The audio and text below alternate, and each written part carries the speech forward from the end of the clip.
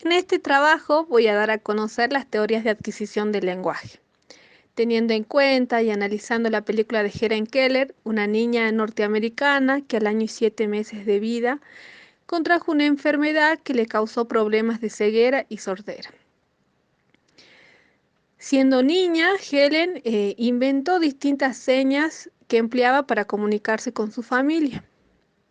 Pero a sus 7 años de edad, con la llegada de su institutriz Anna Sullivan, comenzó a aprender el lenguaje de señas.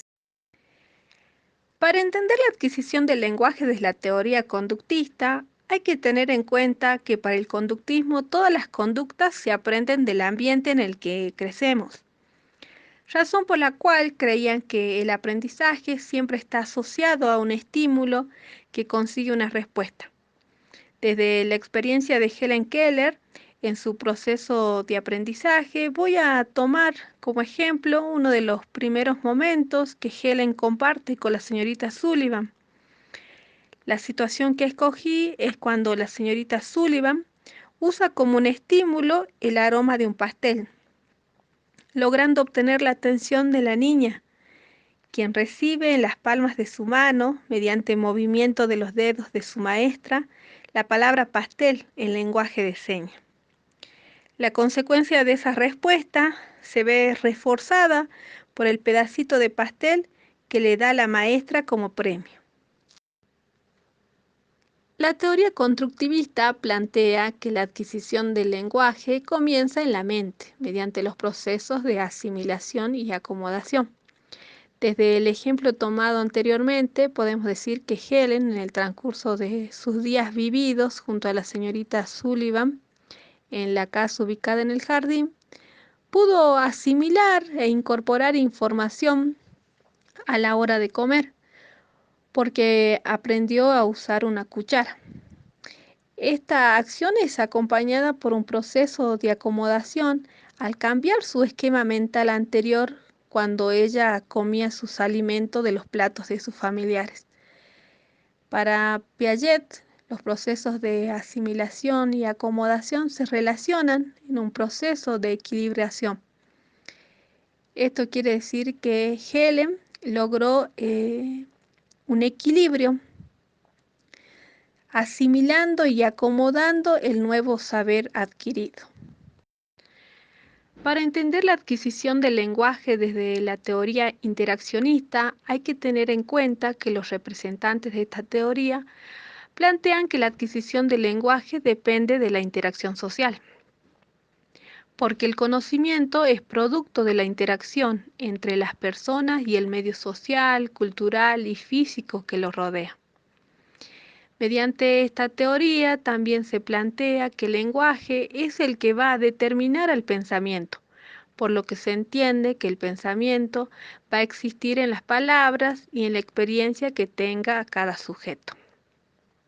Desde el ejemplo tomado de la película de Helen Keller, se puede reconocer que Helen logró aprender el lenguaje de señas por la enseñanza diaria y meticulosa de su maestra.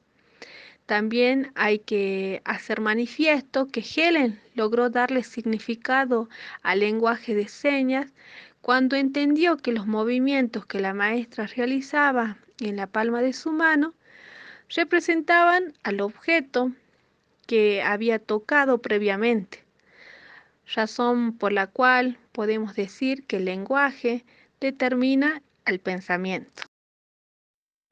La teoría innatista nos plantea que todas las personas venimos al mundo con conocimientos. Esos conocimientos son considerados innatos. Chomsky, el mayor representante de esta teoría, plantea que las personas poseen un dispositivo de adquisición del lenguaje en el que se encuentra lo que él denominó la gramática universal. Esta gramática universal es un conjunto de normas y parámetros comunes a todas las lenguas. Chomsky manifiesta que el funcionamiento de la gramática universal está integrada por los datos propios que un sujeto recibe desde su concepción y en medida que va desarrollando la facultad del lenguaje, va a procesar datos positivos y negativos. Los datos positivos van a servirle para articular una lengua. Todos estos parámetros dependerán de la lengua a la que el sujeto fue expuesto, adoptando las normas típicas y propias de la misma. Desde el ejemplo tomado de la película de Helen Keller, se puede decir que la niña siempre tuvo una inquietud por lograr comunicarse con las personas que la rodeaban, y después de lograr aprender y darle significado a las palabras mediante el lenguaje de señas, pudo hacer uso de los parámetros y las normas adquiridas del lenguaje de señas para poder aprender el lenguaje braille.